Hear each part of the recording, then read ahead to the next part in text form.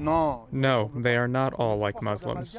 You cannot conflate a Muslim with someone who has lost their mind, who has lost all sense of meaning in their life. That night, on Friday the 13th, looking at this individual, his face sweating, this individual, if he had wanted to blow himself up, and he had a remote control to trigger the timer on his bomb, he would have blown himself up when he was in a crowd. But there was this timer on his bomb. It would detonate of its own accord, and when I saw him, he gave me the impression of guilt, of not wanting to go all the way. He was anxious, disturbed, questioning what he was doing, and he went to a place where he is going to blow himself up. He waited there, about to blow himself up. It is complicated to explain to you what I saw, to tell you. This terrorist, who went to a place to kill people, and yet there were very few people where he ultimately went to blow himself up. So for me, this is not a Muslim. This is about indoctrination. This is about brainwashing. You're at the game, you're at the soccer match, the football match. Tell me what happened that night, what you saw and what happened. That Friday night was the night when I decided to take my son to see the famous Stade de France.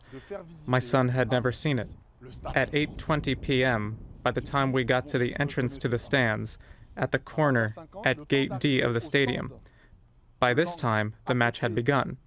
When, by now, the match had begun, my friend Rashid, who was there with me and my son, the three of us, we went to a first stand entrance.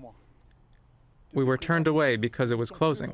We went to a second stand entrance, and the guy there said it was closing, but that there was a snack bar nearby.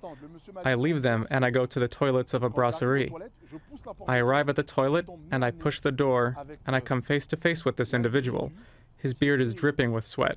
This was not reassuring, and prompted me to wonder what was going on, and I could see he was very anxious, disturbed. I said to my son, "Ryan, you can go to the toilet."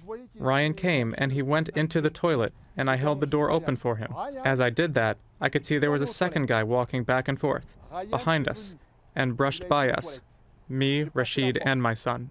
So I said to Rashid at this point, "This second individual, he is strange, this man." And the man who served us the sandwiches said, "Yes, these people are strange." At this point, when he said that, I didn't think much of it, didn't question it too much.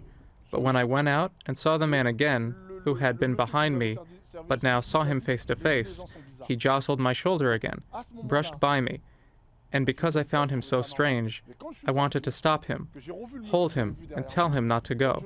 And something in my head told me, "Go quickly." So I went quickly and stood in front of the stand.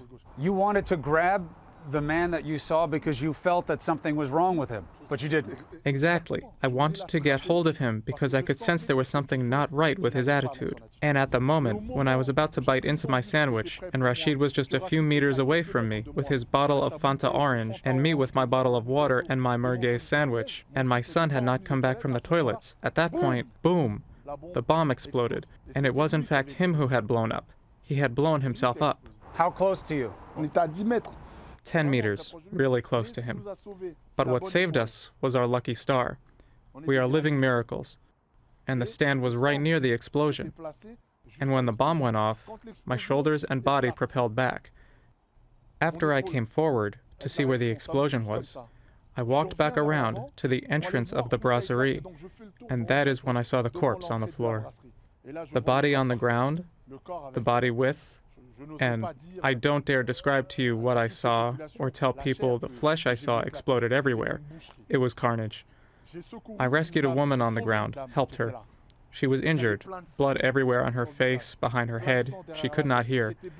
I stretched out my hand to her, lifted her up. Just a few minutes after, as I was pulling her up to go, and at that moment, a second explosion. Boom. And we felt it again. We were propelled forward again. And then I accompanied this woman and took her to the French police, the CRS. And when they took her, I said to them, "I am going back to get my son."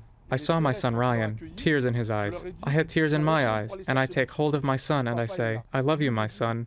I love. Daddy is here." And I took him in my arms, and he said to me, "Daddy, I love you. I love you too." But it was very hard.